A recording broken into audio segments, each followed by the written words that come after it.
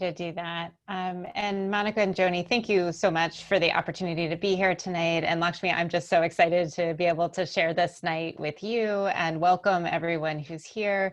I'm a clinical psychologist in terms of my background. I am an East Coaster who moved out to the West Coast, so I talk fast sometimes. My apologies for that. Some things just don't go away.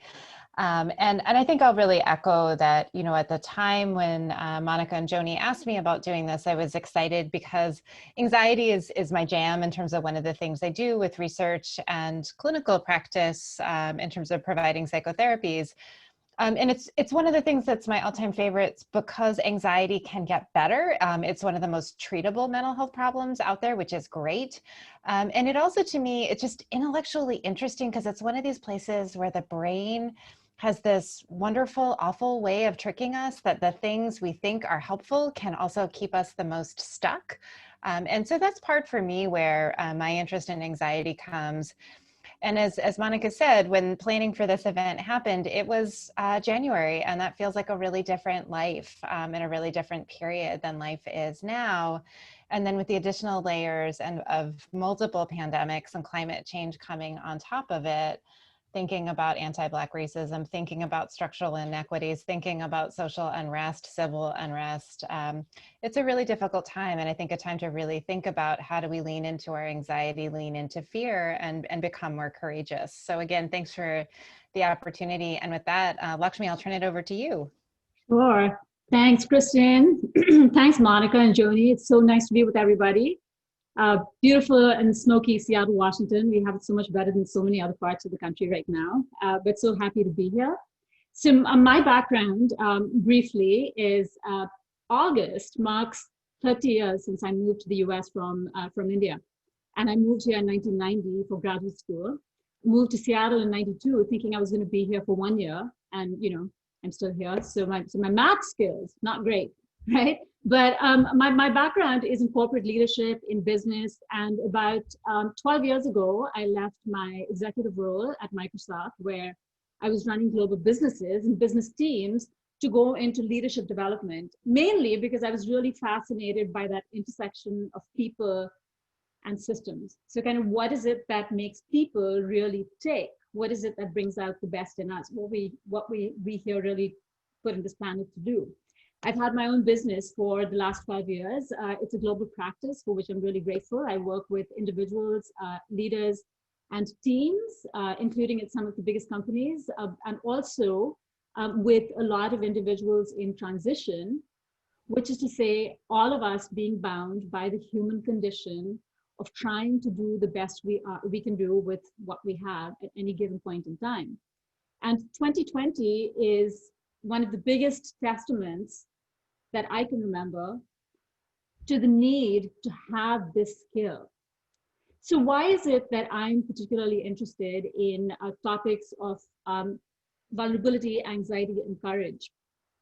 Well, about 5 or 6 years ago, I trained with someone called Brené Brown in a body of her work. This was in 2013, and then was asked by her in 2016 if I would come and help her develop and then take a pilot for courage and vulnerability in leadership, you know, globally. And so I started doing this about 5 or 6 years ago with her.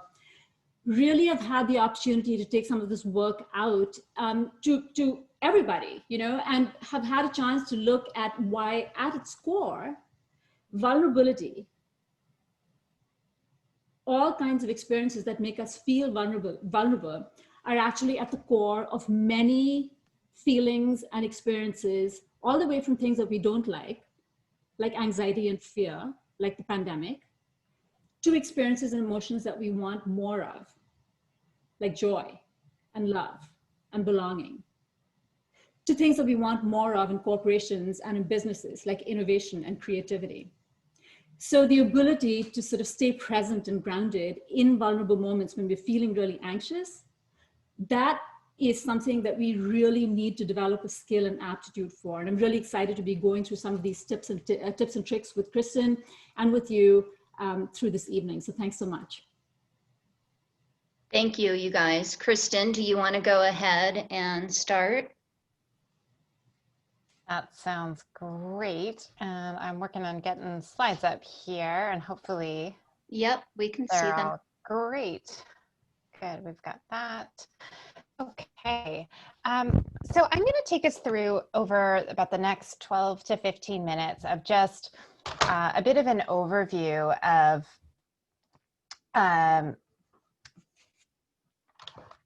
some of the background about anxiety and fear and courage and resilience. And with that, I want to start, I just want to acknowledge briefly my colleagues, Dr. Michelle Bedard-Gilligan and Emily Dworkin, who've helped with a lot of the science and the breaking up of the pulling together of these slides. And I thought one of the places where I'd start us off was really by introducing to all of us, to the group, some thoughts about what do we mean when we're talking about fear and anxiety, and how do we understand them from a scientific standpoint? Because we use these words a lot, but they've got very specific meaning within the scientific literature. And so if we think about fear in particular, one of the things that's really interesting about fear is that it actually has an adaptive component. I think many of us are used to thinking about fear as somehow a bad thing, but it has a tremendous amount of utility. It helps us survive, it mobilizes us. If there's a threat, fear is the thing that actually helps us get out of these situations and helps us solve the problems we have to solve. In contrast, when we think about anxiety, anxiety overlaps with fear in that it feels a lot like fear. It's very similar on that way, but it's really about perceptions. And so when we think about anxiety, we're thinking about ways in which people perceive danger, and it may or may not actually be there. And in contrast to fear, which mobilizes us, one of the hallmarks of anxiety is, in fact, that it can paralyze us and can actually prevent us from doing the things that we care about, things that we want to do, things that we value. And so I think about that a lot in the context, I'm going to go back a second, of COVID and the multiple pandemics that we're facing right now, because when we think about fear and anxiety and when they're most likely to come up and be challenging for us, it's in situations that are ambiguous, situations that are novel to us, situations that are unpredictable. And boy, if we aren't facing any number of situations right now that do exactly that, I don't know what we're facing. And I think that's really important to think about in the context of resilience and how do we actually cultivate resilience when we have these kinds of stressors, when we have these kinds of unpredictable events that are unfamiliar to us, that are new to us. And if I leave you with nothing else tonight, the two things that I want to leave you with, first and foremost, is that when we are facing this kind of tremendous amount of stress and multiple stressors on multiple fronts, is the fact that resilience is the most common outcome. So another way of thinking about it is the majority of us are going to come out through these situations doing okay. And when I say that they're going to do okay, what I mean by that is that people are going to make it through, people are going to learn to adapt, people are going to learn to cope with the adversity that they're facing. But I want to be super clear, that doesn't mean that there isn't distress along the way. In fact, there's going to be lots of periods of punctuated distress that come up. But I want to be really clear that one of the things we're learning is that most people are resilient. And in fact, for those of us who might be less resilient, that resilience is something that we can acquire. It's something that we can learn. So with effort, with attention, it's one of those things that we can get better at. So that's one of the other things. The second big thing that I want to leave you with tonight is that most of us are going to be resilient, and that resilience is something that we can cultivate, if you will. When I think about what are some of the strategies that I think about from a scientific standpoint, from a mental health standpoint, and a treatment standpoint, things that we can do to improve well-being, to reduce the impact of stressors and really help people get through, is I think about 3 A's. I think about ways that we can assess, ways that we can accept, and ways that we can adapt. And so I'm going to go through all 3 of these themes with you briefly and talk in particular about adaptation skills that may be helpful for reducing the impact of anxiety that many of us are experiencing right now. So when I think about assessing, one of the things I want to kind of pose to the group and have you think about is that my guess is that this is a really high-powered group, that this is a really skillful group of people, and that you're used to doing assessment, whether it's in your professional life, whether it's in your personal life, a ton, and that you're really good at it. What I'm guessing that you may be less likely to do is to put those same wonderful skills and really tune them in on yourself. And so I think when we think about, how is it that we cultivate resilience, it is making sure that we're assessing our own well-being and our own needs. So turning that attention inward and really, if you will, doing those regular emotional and behavior temperature checks. And so you'll see a list of some different kinds of behaviors and emotions that you might check in on if one of your goals is to really improve resilience and to really figure out how do we reduce the impact of anxiety and stress right now. And as we do that, I think important questions that we might ask ourselves is both, what are the ways that our needs being met and what are the ways that our needs aren't being met? And really being thoughtful and thinking about how are we going to prioritize, right? As Monica alluded to at the very outset, there's a lot of things going on and those onions are developing so many more layers and getting bigger and bigger. We're not going to be able to solve it all. We're not going to be able to do all of it. And so we're going to have to prioritize if we're going to be able to really improve resilience, reduce the impact of anxiety. And as I think about that and think about, how do we do this? I think in the context of resilience and reducing impact of anxiety, this really kind of leads into acceptance, believe it or not. And one of the ways in which we can think about acceptance and make it really concrete and really tangible is to think about what are the things we can change, and we want to change the things we can, and we want to let go of the rest. And again, thinking about this group and the skills and the resources that this group likely has, is that, again, my guess is lots of you have really exquisite, wonderful problem-solving skills. It's why you're here. It's things you're really good at doing. And again, it's one of those things that my guess is that for a lot of us, we forget, or the last priority we have is to put those same problem-solving skills on ourselves and our own well-being and our own mental health. And so some things that you might do if you're really trying to tune in and think about this is to start by asking yourself some questions. Is this a problem I can actually do something about? And if it isn't, what we really want to stress is this is a place of letting the problem go, right? And focus on something else, right? Use your attention, use your resources to work on something else. But if it is something that you could do about, again, using that really good brainstorming kinds of skills, coming up with options for solving the problems. And again, as you think about things that you might be able to do, asking yourself and really tuning into, is there anything that you can do right now? And if there is, we really want to recommend doing what you can and then letting the problem go. And again, focusing on something else so that it doesn't consume all of our time, all of our energies. And if there isn't something that you can do right now, really thinking about how can I make a concrete plan and then let the problem go and focus, shift my attention to doing something else.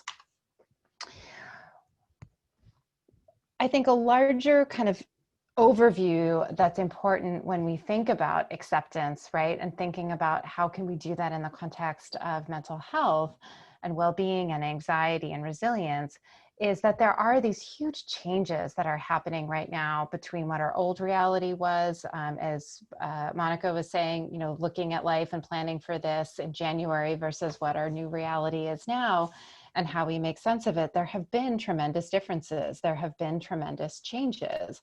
And so one of the things that we found is helpful in terms of how do we break down acceptance and the kinds of acceptance-based strategies that can be useful in cultivating resilience and reducing the impact of anxiety is, again, to really take stock, to notice where reality has shifted and really think about, how can we accept, right, and understand and take in the reality that there have been many changes that have been unavoidable, that there have been negative emotions that have come with it, that there has been a loss of control, that this really is absolutely difficult and we want to sit with that and acknowledge that.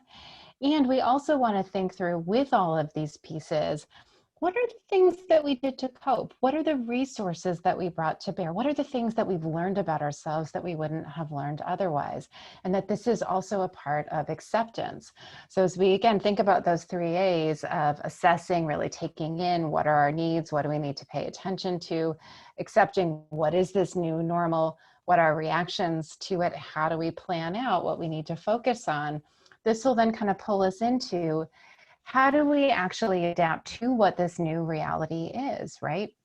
And again, thinking again about these skills that we bring to bear in so many other parts of our lives, and how do we really train them in the context of resilience and in the context of reducing the burden of anxiety. We're going to need intentions, right? We're going to need to plan, and we're going to need to be really flexible. When we think about ways, things that help people recover, things that help people get through difficult events and times, routines are incredibly important. Staying active is incredibly important. Not avoiding, so really being careful and figuring out ways that we can stay connected, where we're not just isolating or withdrawing, when we're careful about the substances that we're using. These are things that can be really helpful, and they're going to require a lot of flexibility and creativity about what's going to work within our own individual circumstances right now. I want to also walk you through, just very briefly, some adapting strategies that can be really helpful for anxiety and helping to tolerate anxiety. The first one I'm going to just show you is a breathing skill. And my guess is that many of you are familiar with different kinds of breathing skills. You might practice yoga, you might use meditation, you might have other spiritual practices that bring in different breathing exercises. There's no magic breathing exercise that I would recommend, but rather simply doing some breathing. And what you'll see here is a particular skill that emphasizes both breathing in slowly, holding your breath, and most crucially, a slow exhalation. What that actually does is it brings the nervous system down, which is really helpful for reducing anxiety. And the place and the reason why I suggest it as an adapting skill is that it helps us do a couple of things. Number one, it just gives us a break from that kind of higher level that anxiety puts on our body, that wear and tear. But it also helps us really get better at understanding when we're anxious and when we're not, and realizing that we've got some control and some ability to bring anxiety down. So it's a great skill both to practice on a daily basis and to use strategically if we're feeling a lot of anxiety.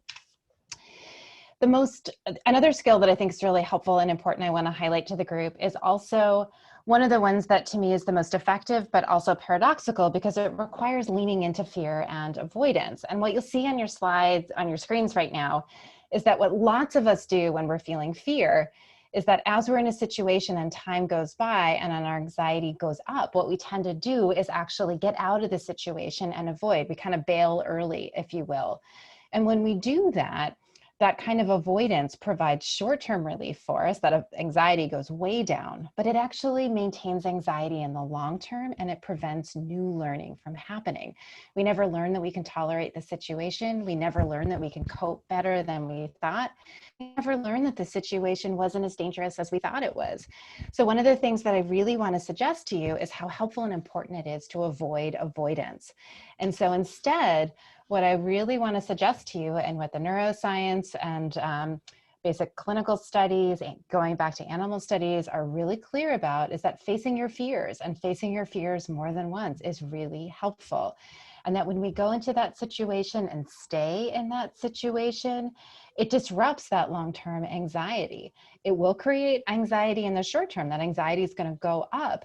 But over time, what happens is we do that situation and do it more than once, the anxiety doesn't go up as high, it comes down faster, and we end up having less and less of an anxious response. Most crucially, it creates opportunities for new learnings, right? And so new learning we can have about the situation and how dangerous it is or isn't. Most of the time, it's not nearly as dangerous or as intolerable as we thought it would be. We can create new learning about just what it even means to be anxious and whether anxiety really equals danger. And it also gives us an opportunity for new learning about ourselves and what we can tolerate and what we like. And finally, the last adaptation strategy that I just want to point out and introduce to you briefly is to really think about how we distinguish between normal worry and excessive worry. Because I think we often have a lot of beliefs that worry is inherently a bad thing, and it's not. There's some really functional parts of worry. And so when we think about worry on a continuum, more normative worry, worry that's not interfering, can be useful. It helps us get what we want. It helps us to learn how to solve problems. But when we think about, on the other extreme, excessive worry, this is the kind of worry that leaves us feeling demoralized, upset, or exhausted. It gets in the way of living the life that we want to lead. And I think one of the good news is there's some strategies we can use to actually make worry more controllable by actually setting a time that we dedicate to worry, where we have a scheduled worry time, for example, in the evening, early evening, not late evening, where we go through those worries, but that during the day when those worries come up, we take a non-judgmental stance and we just observe that we're having a worry, write it down, and return to the thing that we need to do and save it for the worry time. And as crazy as it may sound, it's a really helpful strategy that can reduce that burden of excessive worry. So pulling things all together, what I want to leave you with most crucially is that assessing, accepting, and adapting can promote long-term resilience. It can reduce the impact of anxiety. And again, really that to remind us all that as hard as these times are, and they are very hard, that the most common outcome when we're faced with disasters, even multiple disasters, is resilience. But that resilience requires effort, it requires intention. And not only can it help us deal with the current stressors and crises that we're facing, but it can also help us promote resilience in the future. And I just wanted to share with you a quote that I really think captures this idea of resilience and what it means to adapt and accommodate and assess, right? It's to be adapting and accommodating. This is what it means to be resilient rather than resistant to the suffering. I think that's what it's like to live through hardships, through sustained periods of time. And so with that, I'm going to turn things over to Lakshmi, and thank you for your time. Thanks, everybody. Thanks, Kristen. Let me just share my screen.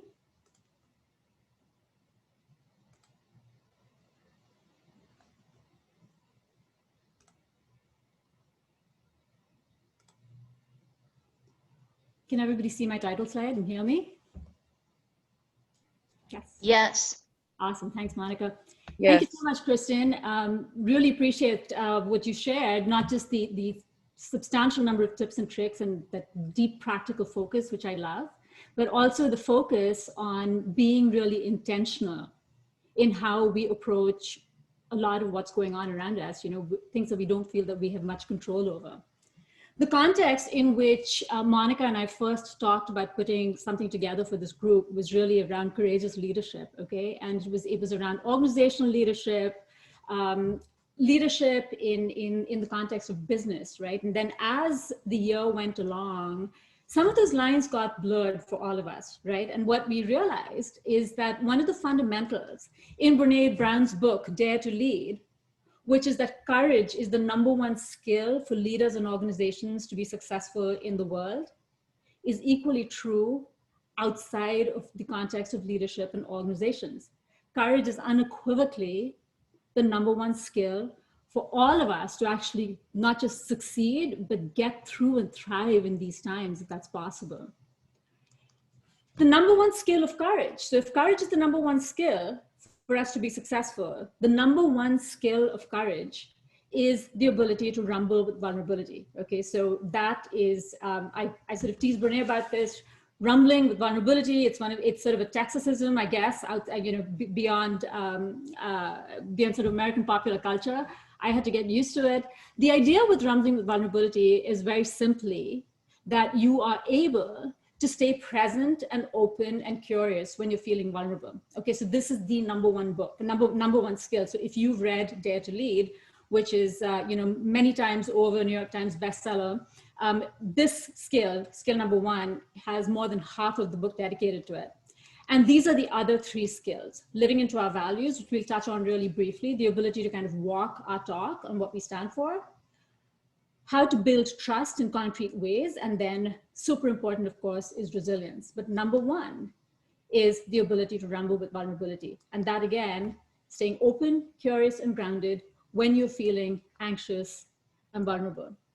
Now, let's take a look at this image. Okay, this is a picture of my mom. She's 82 years old. She lives in India. I call her affectionately HQ, okay, headquarters, because this is somebody to whom, I'm talking to her constantly. It's been 3 decades since I moved to the US, like I said, but we talk or we text almost every day. Now, my mom comes to visit me almost every year, and she stays for 2 months. We have a couple of people on this call who are friends of mine who know this to be true. This year was supposed to be like every other year, except of course, I live in Kirkland, Washington. The starting point of the US pandemic was about 5 miles from where I'm standing right now. So my mom was not going to come here. This was the first time in maybe 20 or 25 years. Like many of us, I'm facing the truth that something could happen to my mom, and for the first time in 3 decades, I may not have a way to get back to her.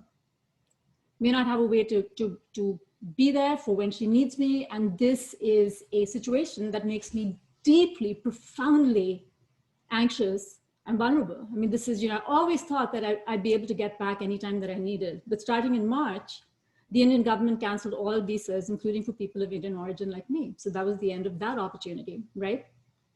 So vulnerability now, the ability to rumble with vulnerability and stay curious and open and present in anxious moments has much, much more to do with all of the situations that we have to deal with in life than it just has to do with something like work. There's also that stuff at work though, right? Since we can remember, most of us who are lucky enough to still have jobs have been working from home. So, our basements, our second bedrooms, kitchens, right? We've repurposed them almost in a war room setting. We're being asked to step up and show up like never before. This is going to take incredible amounts of courage. So how does one do this? How does one harness the ability to stay open and present, curious and grounded when you're feeling anxious and vulnerable? I'm going to take you through 2 sets of tools, okay? And to start off, I'm going to ask you to just grab a piece of paper and a pen so that you can just kind of follow along and maybe kind of track through an example that's kind of personally relevant to you, okay? So if you think about a vulnerable conversation, a tough conversation, any event or anything that makes us feel kind of, just uncomfortable, why is it that as human beings, we're not able to deal with those feelings? It's because this feeling that we somehow won't have control over our environment sits at the root of emotions like these, that I don't care what the context is, whether it's work or outside of work, nobody likes to feel these emotions, right? Shame, scarcity, fear, anxiety, uncertainty. But here's the truth, right? The truth is that, yes, vulnerability sits at the heart of these emotions, but equally, like I said in my intro, it sits at the heart of these other emotions, like joy or love or belonging. To feel unfettered joy, to give your heart to somebody, to belong to something is about the most vulnerable thing that we can do. And yet we want more of those experiences, right? We do. Just as vulnerability sits at the heart of these emotions that we don't want, these experiences that we don't want to have, it sits at the heart of these other emotions and experiences that we as human beings want because they make our lives so much richer. Now, let's take this through to work and to traits that all of us, who are in contexts of leadership or organizations really want more of. Take a look at innovation. What is innovation? Fundamentally, it's doing something that hasn't been done before. Is that a vulnerable thing, I asked you? Of course it is, right? There is no innovation without vulnerability, and innovation takes great courage. Take a look at a couple of these other things. Hard conversations. Why I put that slide up with my mom is that one of the harder things that I've been dealing with, and I bet that many of you have had similar experiences, is the concept of caring for an aging parent who's also struggling with the implications of not being able to leave her home, right? My mom hasn't left her apartment except to just go downstairs for an HOA meeting. She's gone out of her apartment 1 time since March 19th, 1 time. She's incredibly self-sufficient, she's very responsible, but those conversations about what would happen if, incredibly hard and vulnerable conversations, even as restrictions have been bopping up and down. She's trying to sort of manage me being this far away. Incredibly hard conversations where we feel uncertainty, fear, and emotional exposure. Resilience and reset skills, similarly vulnerable, right? All of these other traits, I just put a laundry list up there just to show you that vulnerability sits at the heart of all of this. And the truth is, this is what our research shows us. Okay, it's 20 years of research, 7 years of leadership research show us that vulnerability sits at the heart of all of these emotions, and you can't dial it down for the ones on this left just because you don't want it, and dial it up for the ones on the right because you want that. Sort of like you're in for a penny, you're in for a pound. You have to develop these skills. So let's take a look at how you do this, okay? So 2 ways. Number 1, you understand your go-to stories, how you respond to those stories, and what triggers you. So facing your stories, facing your shields, your defensive mechanisms, and facing your triggers. We'll talk about what that means. The second one is to lean into grounding strategies. Kristen went through some really, really great grounding strategies, including the importance of breathing and kind of bringing your center of gravity and your neural system kind of calmer, a little lower. I'm going to take you through 2 distinct ones. One is leaning into your core values and knowing what you stand for, and also focusing and limiting whose voice matters. Okay, so when you're looking to be brave, when you're getting into these vulnerable conversations, these are the 2 strategies I want you to keep in mind, intentional strategies. So let's start you off with, just take a moment, think of a hard conversation, any experience that you're feeling anxious about.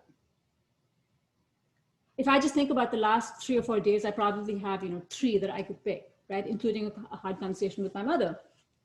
So just think of what that might be. Just so you know, in the research on leadership, the number 1 barrier to courage was the fear of having these hard conversations. Okay, that was the number 1 fear. So if you bring up hard conversations as kind of your example, you're in great company. Okay, so did you get an example? Okay, let's keep moving.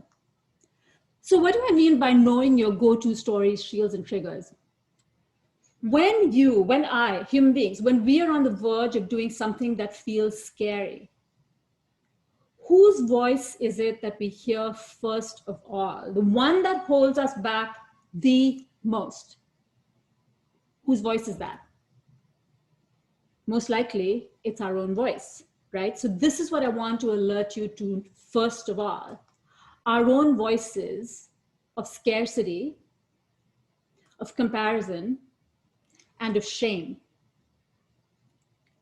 What do I mean by each of these 3 things? Scarcity, quite simply, is I'm not something enough.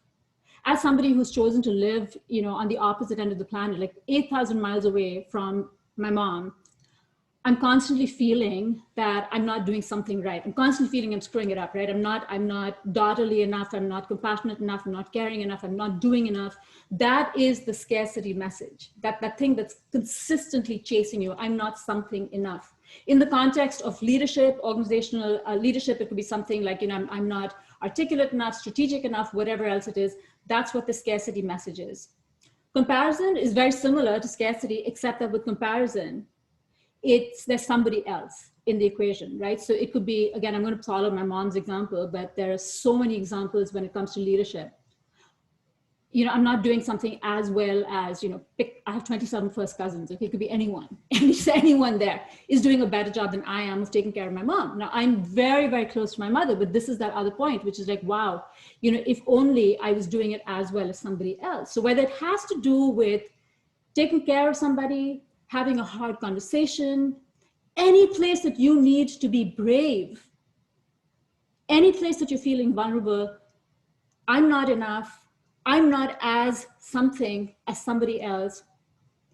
Super common. Be aware of what those messages are for that moment that you're trying to deal with.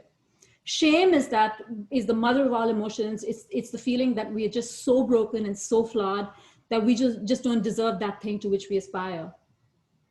It's a big deal. So knowing what your scarcity, shame, and comparison messages are in these moments can really help you kind of get a hold of it so that it stops running away with your presence of mind, with your ability to handle things.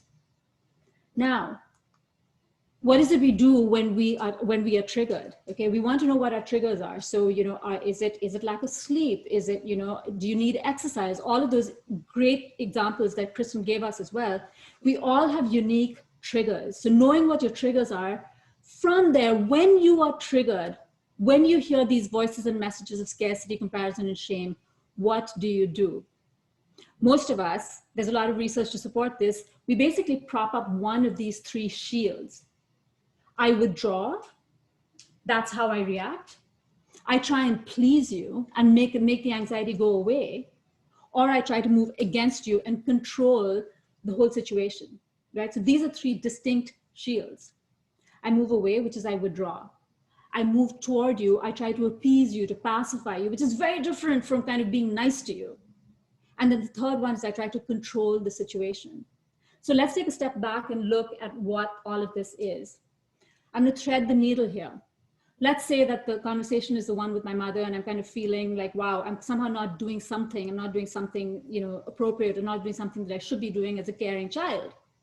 I'm feeling these feelings of scarcity. I'm feeling feelings of comparison, and so I'm feeling feelings of shame.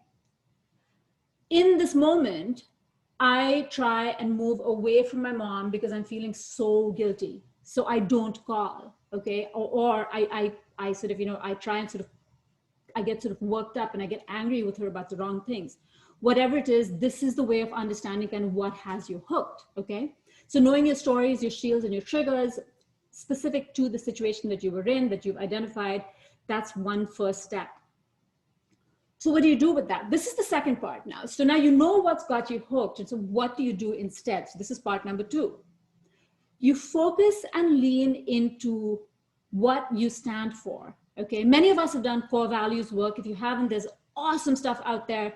Core values, quite simply, are your non-negotiables, the things that we use to filter good and bad, our view of the world, right? I'm going to show you a list here, okay? And just take a look at it. This is, think of these as kind of those filters, right? The thing that drives us out of bed in the morning, the thing that helps us make sense of the world. In this moment, I'll give you a couple of my core values. Number one is independence. Okay, independence and freedom. These are top on my list. When I'm trying to channel my core values in tough conversations, it reminds me to always give the other person the benefit of the doubt in a tough conversation. That's how I channel my value of independence or freedom into a tough conversation. If I have a value of family, which is right up there for me, I try to make sure that in the hardest of conversations, I can keep myself open and I can sort of, put my hand out and try and connect with somebody, even when I'd rather disconnect, okay? So core values is a huge source of strength. This is actually happens to be skill number 2 of courage because of the research. But if you haven't done core values work, take a minute to just look at this list, identify anything that you think might really, represent a core value for you. And then think about, when we're done, think about how you might use that to stay centered in hard moments. The next thing, and this is my last point here, is to know whose voice matters. Really, really important. We talked about the voices of scarcity, shame, and comparison. We talked about the 1,000 voices out there, social media being one of them, but all the ways that we should be doing something and that we're not doing it. So whose voice matters? On your sheet of paper, I want you to draw a square 1 inch by 1 inch. Just a square, 1 inch by 1 inch. Go ahead and do that. And then I want you to write in it, in your normal handwriting, okay, 1 inch by 1 inch, the names of the people whose voice matters in your life because they have earned a vote in your life. These are the people who've shown up for you time and time and time again. Just their names go into that 1 by 1 square. These are the people who will cheer you on. They're truth tellers, okay? They're not sort of, they're not sucking up to you. They're truth tellers, but they will dust you off. They will cheer you on and they'll say, hey, get back in there and fight that fight. Brené calls them the square squad. Now notice this is not called the suck up squad, right? These are people who are the truth tellers in your life. 1 by 1, 1 inch by 1 inch, people who've earned a voice and earned a vote. This isn't a numbers game, by the way. It's 1 or 2 people. I usually have just one person in there. My mom sometimes in and out, but you get the idea, right? So this is another way to boundary and manage with intention whom you are paying attention to. So if I was to sort of zoom out now, okay, and just kind of look at what I took you through, in moments where we are threatened, where our equilibrium is threatened and we're feeling vulnerable, how do we stay open and curious and grounded, which is skill number one, rounding with vulnerability. Be clear about what you're trying to face, boundary it. Identify the triggers, the voices, scarcity, shame, and comparison, and the shields that you might be using in that situation. Write those down. You're being intentional, you're containing it. As Kristen said, that's really important. And then last but not least, as an alternative to kind of going along with that and allowing yourself to be tumbled along there, as an alternative, know what you stand for, core values, practice translating those in behaviors. That's why I gave you that one example of how I could channel my core values, and know whose voice matters. So how do you use a tactic like the square squad?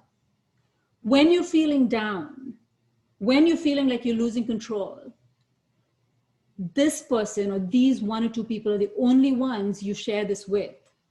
So you're not isolating at all. Just like Kristen said, you don't want to isolate. Instead, you reach out to these people so that they can actually help center you, help you deal with vulnerability rather than sort of have you spin further out. Okay, these are pretty tested skills and sort of tested practices, and your ability as you get in there, learn these skills and practice them one imperfect step at a time, and you've got this. Okay, so thanks so much. Thank you, Lakshmi, and thank you, Kristen. While all of you are thinking of questions to put in the chat section, I'm going to start with a question, and I'd like both of you to answer it. Is when you're getting triggered, or I know I get flooded with emotion and I am incapable, I think, of remembering what my core values are. And so I would love some tips and tools from both of you on how to deal with that initial, like when you're trying to share a very meaningful thought or announcement or difficult conversation and you feel flooded, what are the strategies? So Kristen, do you want to start? Sure, I'll give Lakshmi a break for a second. Thank you, Lakshmi. Those tips are great. I love the box. I'm going to steal that and of course credit you every time, but it's fabulous. Monica, it's a great question. I mean, I think about this, whether I'm thinking about this with colleagues, family, clinical interactions on these, like this comes up so often, right? That we're doing something and we have these moments where we get flooded out, and what the heck do we do that we can kind of hang in there and stay professional, or not even professional, depending upon what the situation is. And I think for me, what I come down to is, the extent to which we can be aware going in that this is a situation that's likely to trigger that, it's helpful, right? Because then we can do some planning in advance, which can also help us be a little bit more adept with it when we're in the moment, but we can't always do that. Sometimes it happens regardless. Sometimes we get caught unaware that the triggers happen. And what I think about is ways to really, in essence, buy us some time to let those emotions settle down a bit, because those emotions will come down. I think that's one of the best things when we think about, the body is such an amazing thing, and it really is geared towards homeostasis. And so whether it's a breathing skill, whether it's some other meditation or mindfulness skill that we have for a second, to use that. And I think we often get afraid of silence, but that silence for a second or two, or 10 seconds or two, can be really helpful in just soothing our nervous systems, bringing it down a little bit so we can get into a place where we can be more effective. So that's one of the things that comes to mind on my end. And Lakshmi, I bet you have all kinds of wonderful ideas about this. Boy, and I'll just pick up where you left off and credit Brené, not me, for the 1 by 1. That was hers, but it's a fantastic strategy and one that I use all the time. So Monica, what a great question. So like Kristen said, I think this is true if you play a sport, right? You have to understand the rules before you go in. You kind of don't make it up as you go. Right? This is what happens with our neurobiology, is that when we are in that moment of stress, what kicks in is that primal impulse to fight, flight, freeze, and or please, right? That's what comes in. What happens then is we go into the state called limbic hijack. The oldest part of our brain that's survival driven takes over.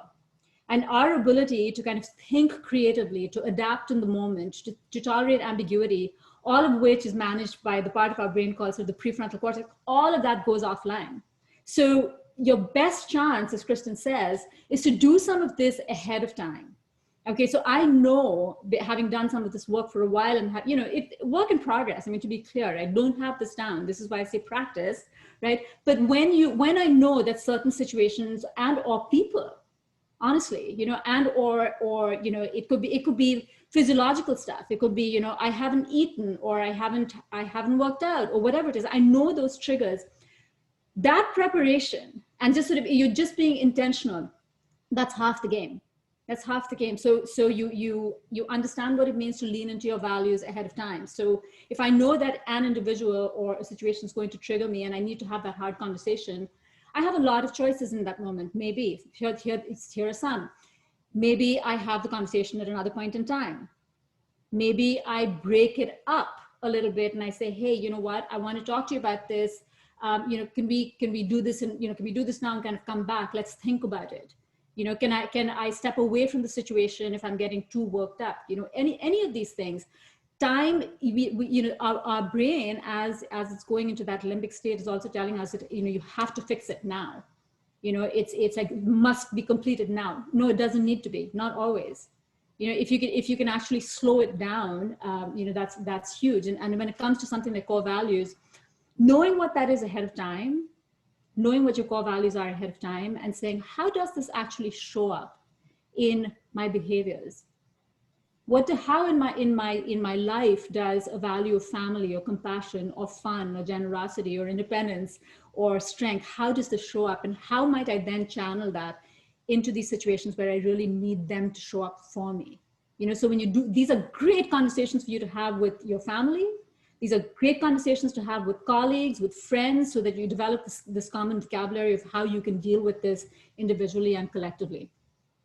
Okay, so making sure I understand this. So say you're in a situation and you're completely flooded, but you're in the conversation with someone. Do you just ask for time? Do you say, hey, I'm feeling pretty overwhelmed right now. Can you give me, maybe we could continue this conversation tomorrow? Yes, I'll just jump right into that. Absolutely. The phrase that I like using is something, as simple as, can I take a time out, and, or can we circle back, or I've absolutely said, I'm feeling so flooded right now that, I know that I'm not kind of, I just need the time to process this. This is, would you be offended if I just took that time? Most people will, there are times when honestly, it doesn't work out and people want to go keep going. And in that case, you do what you can in the moment, but even so, it's always okay to say, hey, ask for what you need. That's the least you can do. Ask, so may I circle back? Can we take a time out? Could we come back to this? It feels like we're both really digging in. I'm kind of losing sight of what problem we're trying to solve here. Can you give me a little time to get my head clear? Mm-hmm.